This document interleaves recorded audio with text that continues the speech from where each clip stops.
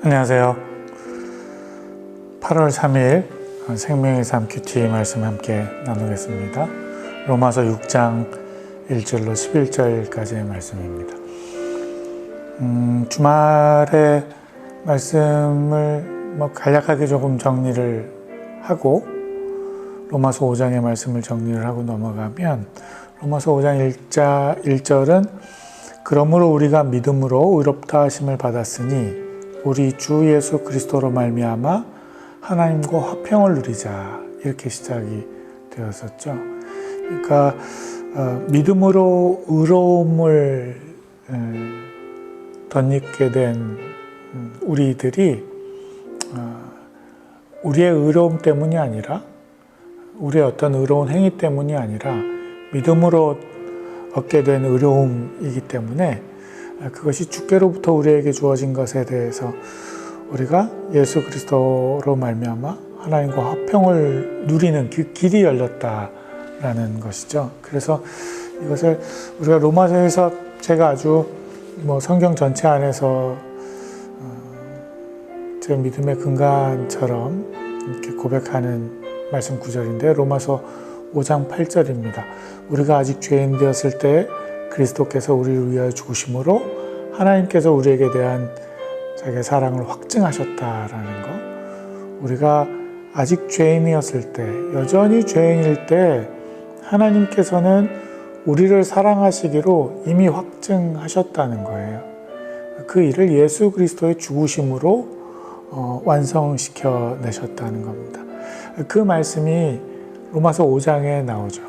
그래서 처음에 죄에 대한 이야기들을 로마서가 계속 이야기하고 우리가 죄에서 벗어날 수 없는 사람이라는 것을 계속 강조했던 이유는 우리에게 정죄함을 주려고 하는 것이 아니라 우리가 그 죄인됨을 인정하고 우리의 죄를 해결하실 그리스도 앞에, 하나님 앞에 나오기를 소망하시기 때문에 하시는 말씀이었던 거죠. 그래서 로마서 5장 8절의 말씀 다음에 이어지는 이야기는 복음의 그 씨앗이 어떻게 시작되었는지를 이야기하는데, 한 사람, 그 아담이 범죄함으로 인해서 많은 사람들이 죄 가운데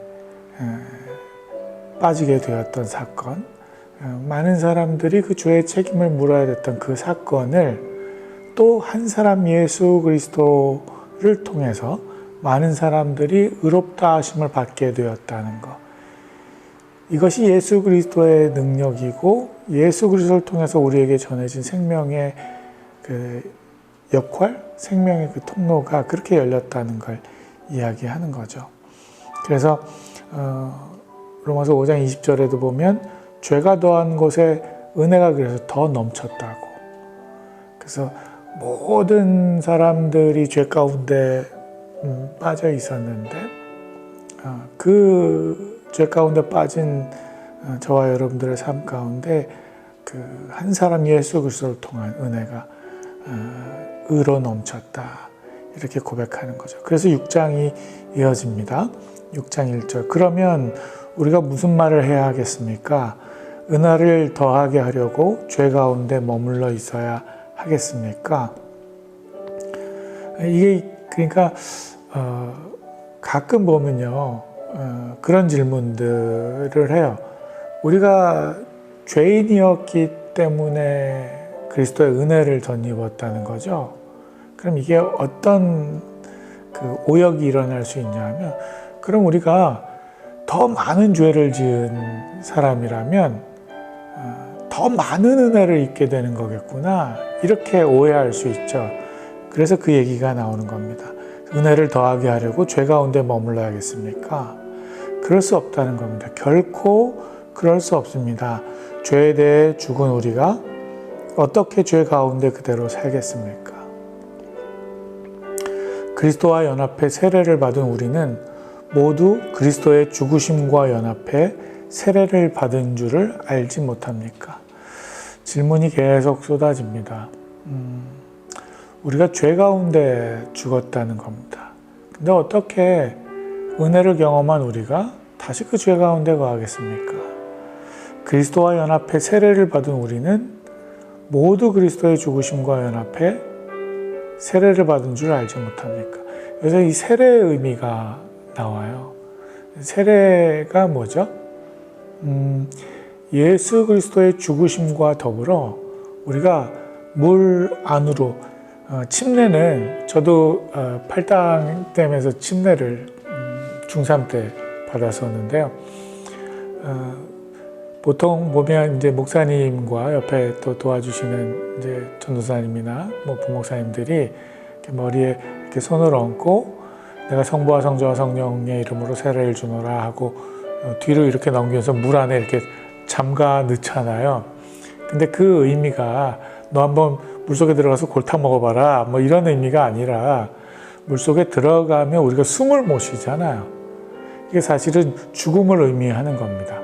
물속에 들어가서 내가 내 옛사람을 그 물 안에서 장사 지내는 겁니다. 예수 그리스도의 죽으심과 더불어 장사 지내고 다시 일어나 물 밖으로 나오면서 새로 숨을 쉴 때 나는 이제 새 생명입니다. 나의 옛사람을 물 안에서 장사 지냈습니다. 하는 의미가 그 세례 가운데 담겨 있는 거죠.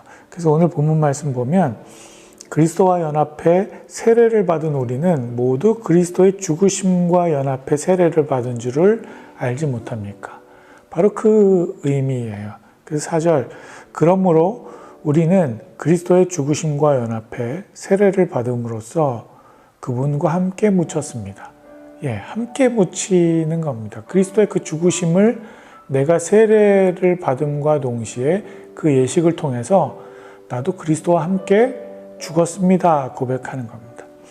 이는 그리스도께서 아버지의 영광으로 인해 죽은 자들 가운데서 살리심을 받은 것처럼 우리도 또한 새 생명 가운데서 살게 하려는 것입니다. 그렇게 묻히는 이유는 그리스도께서 아버지의 영광으로 인해 죽은 자들 가운데서 다시 부활하신 것처럼 살리신 것처럼 우리도 저와 여러분도 또한 새 생명 가운데 살게 하려는 것입니다. 그래서 물속에 장사 지내고 새 사람으로 일어서는 것을 의미하는 거예요. 그게 부활의 삶을 살겠습니다 하는 신앙의 고백, 간증이 그 세례 예식 가운데 담겨 있는 거예요. 그래서 이 말씀은 다른 이야기가 아니고 죽어야 산다는 겁니다. 새로운 부활의 삶을 살기 위해서는 그냥 내가 지금부터 새로운 삶을 살겠습니다 하는 것이 아니라 그런 어떤 결단과 각오 정도가 아니라 우리의 옛사람이 죽는 과정이 필요하다는 거예요. 우리의 그 과거 옛사람이 그 죄된 몸이 십자가와 함께 죽는 일, 이것이 선행되어져야 한다는 겁니다. 그래야 새로운 부활의 삶이 우리 가운데 새로 시작될 수 있다는 거죠. 5절입니다. 5절부터는 그 죽음 이후에 그러면 어떻게 부활의 삶을 살아가는가에 대해서 설명을 하고 있는데요. 우리가 그리스도의 죽으심과 같은 죽음으로 그분과 연합한 사람이 됐다면 분명히 우리는 그리스도의 부활하심과 같은 부활로도 그분과 연합한 사람이 될 것입니다. 우리가 그리스도와 함께 죽었다면 그분께서 부활하신 것처럼 우리도 그리스도의 그 부활하심과 같은 부활로도 그분과 연합한 사람이 될 겁니다. 그러니까 그리스도와 연합한 삶은 죽음으로만 점철되지 않고 부활로도 함께 연합되어진다는 거죠.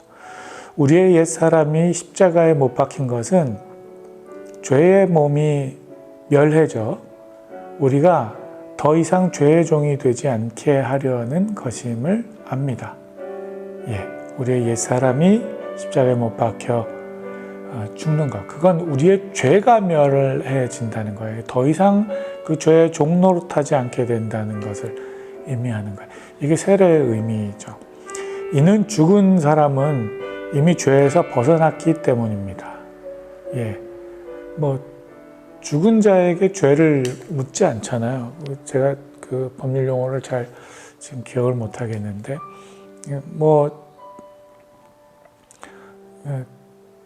죄에 대해서 더 이상 묻지 않는 겁니다. 죽음이 먼저라는 거예요. 죄에 대한 죽음이 먼저라는 겁니다. 우리가 그리스도와 함께 죽었다면 또한 그분과 함께 살 것을 믿습니다. 네, 이게 5절의 말씀과 같이 일맥상통하는 말씀으로 8절이 기록이 되어 있고요. 우리가 알기로 죽은 사람 가운데서 살리심을 받은 그리스도께서는 다시 죽지 않으시고 죽음이 더 이상 그분을 지배하지 못합니다.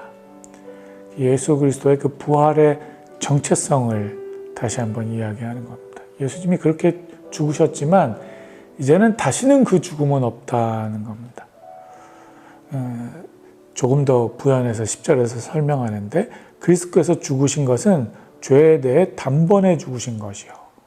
그것은 한 번으로 그 죄에 대한 모든 그 인류의 죄를 그분께서 감당하셨다는 것을 의미하는 겁니다. 단번에 이루신 구속사역이라는 거죠. 그분이 사시는 것은 하나님께 대해 사시는 것입니다. 이 부활의 삶은 하나님께 대한 그 부활의 삶을 살아간다는 겁니다.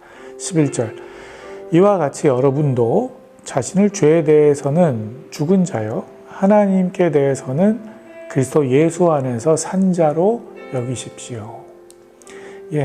그 로마서가 죄에 대해서는 넌 죄인이야 죄인이야 이 얘기를 계속 하다가 이제 부활의 메시지가 복음의 메시지가 들리죠. 그 죽음을 우리가 인정한다면 이제는 하나님께 대해서 그리스도 예수 안에서 새로운 생명으로 부활의 삶을 살아가는 자로 그걸 깨달으라고 그 삶을 우리가 인식하라고 말씀하고 있습니다. 죄를 인정하는 것이 우선이라고 말씀드렸고요. 그래야 그 죄로부터 우리가 감당해야 되는 그 죽음, 여기에 대한 무게를 우리가 깨달을 수 있다는 거예요. 그리고 죄를 인정해야 그 죄에 대한 책임을 우리가 감당하는 것이고, 물론 그리스도 예수께서 우리를 대속해서 죽으셨지만 그 무게를 우리가 기억하는 겁니다.